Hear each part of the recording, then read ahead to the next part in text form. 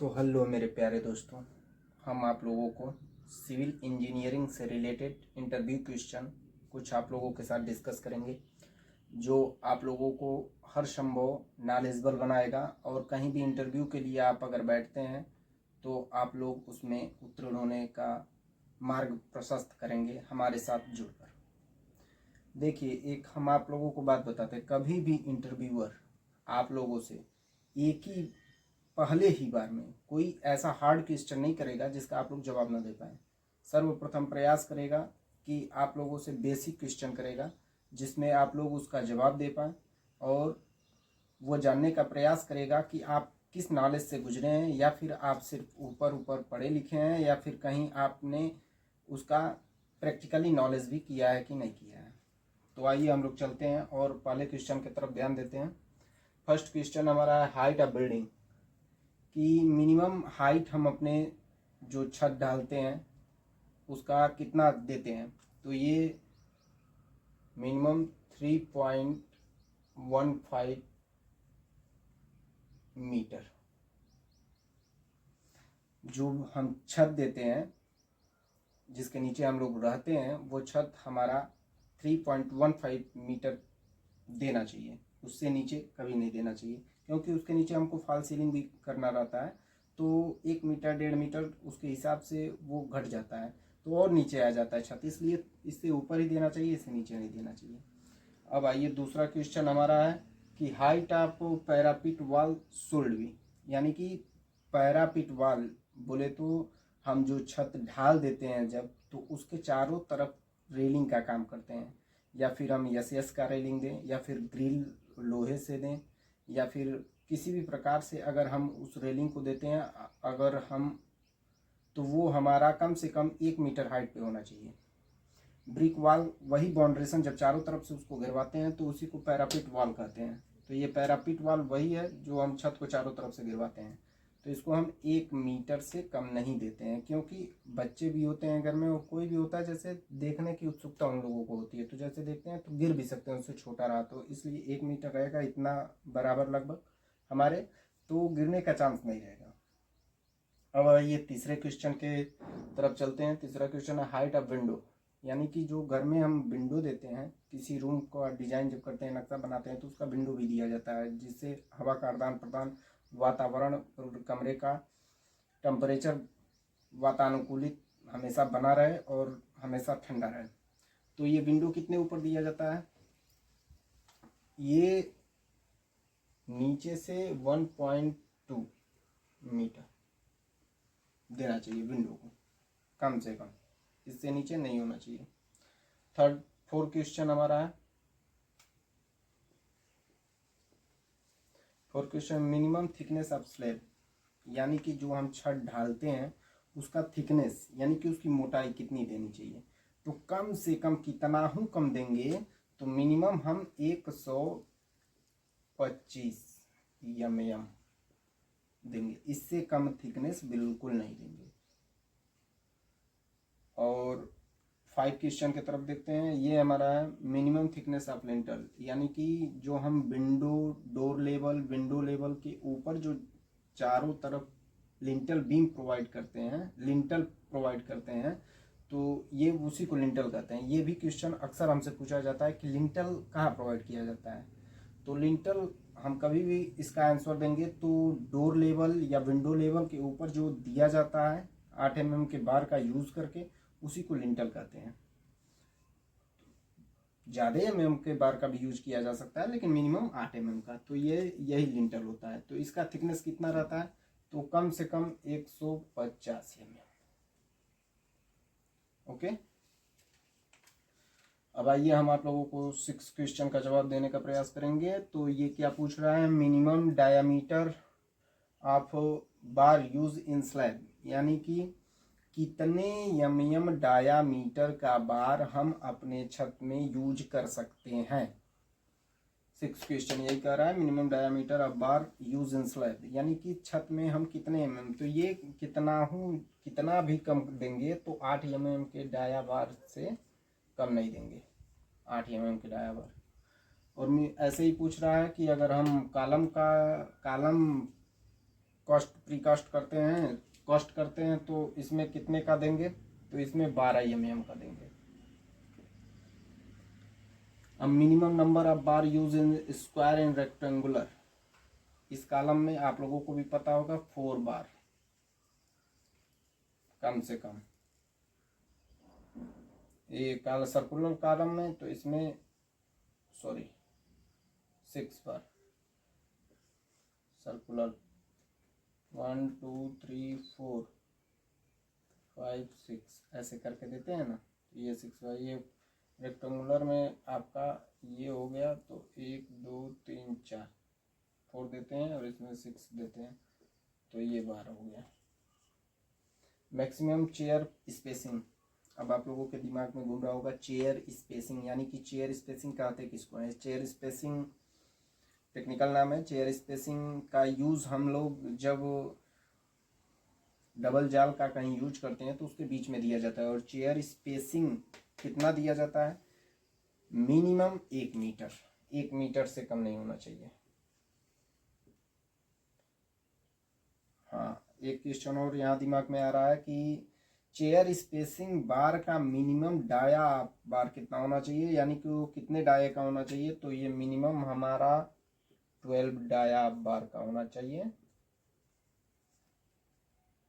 Okay, 1 metre spacing होनी चाहिए, इससे कम नहीं होने चाहिए, और 12 मीटर डाया बार का यूज होना चाहिए। Minimum diameter of bar use in chair spacing, वही क्वेश्चन है। स्पेसिंग, चेयर स्पेसिंग में कितने डायामीटर, 12 mm डायामीटर। ओके, अब आइए 12 क्वेश्चन पे, स्टैंडर्ड प्लास्टर थिकनेस। ये क्वेश्चन बिल्डिंग रिलेटेड से बहुत ही मोस्ट इम्पोर्टेंट क्वेश्चन है कि थिकनेस यानी कि कितने का यूज हम करते हैं प्लास्टर में। इनर साइड में, इनर बोले तो जैसे हम जिस रूम में है ये इनर साइड हो गया, और इसके बाहर का वाल ये आउटर साइड बोलते हैं, तो वही इनर साइड में कितने mm का करते हैं और आउटर साइड में कितने mm का करते हैं, और सीलिंग जो छत है उसका। तो ये सीलिंग का कितना हुक्म हम करेंगे, तो 6 से 8 ओके mm। इनर का कितना हुक्म करेंगे, तो 10 से 12 mm ओके। और आउटर का करेंगे तो 15 से 20 mm। मिनिमम 18 तक लोग करते हैं, लेकिन 20 तक मान सकते हैं, इससे कम नहीं होना चाहिए। और एक चीज़ और बता देते हैं कि प्लास्टर करते वक्त कभी भी अगर बीम प्रीकास्ट या फिर कॉलम प्रीकास्ट किया गया, वहाँ जब हम ब्रिक को उसमें जोड़ते हैं, कहीं भी मान लीजिए कॉलम बनाया गया है, तो यहाँ पे ले आके ब्रिक को हम जोड़ते हैं ना, ब्रिक को हम जोड़ते हैं, तो यहाँ पे जो स्थान होता है ये तो एकदम प्लेन होता है, तो इस पे पूछा जाता है क्वेश्चन कि जब हम ब्रिक को यहाँ पे ला के जोड़ेंगे तो इसको कैसे जोड़ेंगे। तो हमेशा ये दिमाग में रखिएगा कि इसको हैकिंग कहते हैं। जब इसको टाका मारते हैं, ऐसे ऐसे फोड़ देते हैं, थोड़ा थोड़ा थोड़ा थोड़ा थोड़ा, इस मसाला जब चिपके तो इसमें चिपके, फिसले ना। ओके, तो इसको हैकिंग, ये क्वेश्चन दिमाग में रखिएगा कि हैकिंग जब पूछेगा किसको कहते हैं, हैकिंग कहते हैं जब हम किसी चीज़ को उसमें जोड़ना, या फिर सीधा आंसर दीजिएगा, हैकिंग उसको कहते हैं जब हम किसी कॉलम को प्रीकास्ट किए रहते हैं, तो जब उसको खोलते हैं तो उसका सरफेस चिकना होता है, तो उसको थोड़ा थोड़ा चीनी हथौड़ी से मार के उसको थोड़ा थोड़ा गड्ढा कर देते हैं, 2 mm 4 mm, थोड़ा थोड़ा थोड़ा थोड़ा जगह जगह, ताकि हमारा प्लास्टर मसाला उसमें चिपक सके। इसी को हैकिंग कहते हैं। ओके, अब आइए हमारा 13 क्वेश्चन क्या बोल रहा है, वेट ऑफ स्टील मीटर, यानी कि वेट स्टील यानी कि सरिये का वेट अगर हमको निकालना हो, ये क्वेश्चन भी मोस्ट इंपॉर्टेंट है, बहुत ज़्यादा पूछा जाता है। अगर हमको सरिये का वेट निकालना हो तो उसका क्वेश्चन का आंसर है, तो मान लीजिए सरिये सर्वप्रथम तो एक सरिये का लंबाई कितना होता है, तो आप लोगों के दिमाग में होना चाहिए 12 मीटर। ओके, यानी कि 40 फीट एवं ये सरिये का होता है। ओके, तो जब हम इसका वेट करेंगे तो सर्वप्रथम 1 मीटर लेंगे। और देखिए वेट करने का इसका फार्मूला होता है d²/162। यानी कि अगर 12 mm के सरिये का यूज कर रहे हैं तो हम यहाँ पे d यानी डायामीटर ऑफ बार, डायामीटर कितने का है 12 mm का है, तो 12/162। ओके, 12/162। अब इसको सॉल्व करेंगे तो कितना, जितना भी आता है सॉल्व कीजिएगा, जितना भी आता है वही 1 मीटर का भार हुआ। ओके, और जब 1 मीटर का भार निकल जाएगा तो हम जानते हैं कि हमारा 12 सरिया कितने मीटर का होता है 12 मीटर का, तो जितना निकला रहेगा उसमें 12 का इंटू कर देंगे। मान लीजिए हमारा 5 मीटर निकल के आया तो उसमें इंटू 12 कर देंगे, 12×5 = 60, यानी 60 kg का हमारा एक सरिया हुआ। फॉर एग्जाम्पल बताएं। ओके, अब देखिए, हाँ अगर 12 mm का है तो 8 mm का होगा, तो ऐसे ही रखेंगे d²/162। तो d की जगह पे वो 8 रख देंगे, 8²/62, जितना निकालेंगे जितना आएगा उतना वेट होगा 1 मीटर का। ओके, ये प्रति मीटर kg प्रति मीटर है। ओके ओके ना। अब देखिए लैप, मोस्ट इंपॉर्टेंट क्वेश्चन ये भी होती है। लैप, लैप किसको कहते हैं? जब हम सरिया, अगर मान लीजिए हमको छत डालना है 25 मीटर का, ओके, या 15 मीटर का, और हमारे सरिये का लंबाई है 12 मीटर, तो 12 मीटर 25 मीटर में एडजस्ट तो हो नहीं पाएगा, तो उसके लिए उसको आगे बढ़ाना पड़ता है, यानी जोड़ना पड़ता है।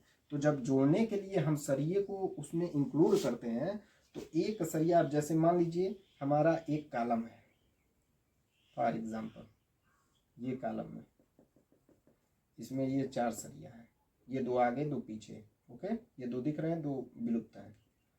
ओके, ये मेरा कॉलम हो गया। ठीक, तो जब हम मान लीजिए यहाँ हमको, अब यहाँ देखते होंगे आप लोग, 1-2 सरिया ऐसे निकाल के छोड़ दिया जाता है। ये क्यों निकाला जाता है कॉलम में, जानते हैं? कि हम इसमें लैपिंग कर सकें। और इसका लैपिंग निकालने का एक फार्मूला होता है जिसको हम मिनिमम देते हैं 50/d, यानी कि लैपिंग, जब इसमें सरिये को जोड़ के ऊपर, मान लीजिए ये 12 मीटर से ऊपर का कॉलम अगर हम ले जा रहे हैं तो कॉलम सरिया तो 12 मीटर पे खत्म हो जाएगा। तो जब इसको लैपिंग करेंगे तो ये ऊपर निकाल देते हैं, तो इसको 50/d, यानी जितने डायामीटर का ये बार यूज हो रहा है कॉलम में, यानी मान लीजिए 12 या 16 mm, 12 mm डायामीटर का यूज हो रहा है, तो 12 डायामीटर ये हो गया 50/12 इक्वल टू, अब 12×5 = 60, यानी कि 600 mm। ये लैप प्रोवाइड करेंगे 600 mm, यानी 600 mm यहाँ से नीचे तक जो ऊपर से सरिया लाएंगे 600 mm तक नाप के हर जगह लैप प्रोवाइड कर देंगे, और यहाँ अच्छे से रिंगों को बांध देंगे। यही लैप होता है। इसका फार्मूला होता है 50/d। और सरिया का वेट निकालने का फार्मूला होता है d²/162 kg प्रति मीटर स्क्वायर। और हम आप लोगों से 2 क्वेश्चन करेंगे इसमें, जिसका आंसर आप लोग जरूर दीजिएगा। अगर हमारा एक बार है, ओके, जिसका डायामीटर 16 है, 16 डायामीटर का बार है, ओके, 16 डायामीटर का बार है, और एक 18 डायामीटर का है। अगर इसका वेट निकालना हो, ये है हमारा 40 मीटर का, और ये है हमारा 50 मीटर का। अगर इसका वेट निकालना हो तो कैसे निकालेंगे? यहाँ पे आप लोगों को बताया भी हूँ, d²/162 केजी प्रति मीटर। पहले 1 मीटर का इसमें निकाल लेंगे, उसके बाद उसमें जितना रहेगा उसका इसमें गुणा कर देंगे तो निकल जाएगा आपका। ओके, तो लाइक और सब्सक्राइब जरूर करें और बेल आइकन को दबाना ना भूलें, आप लोगों से रिक्वेस्ट है।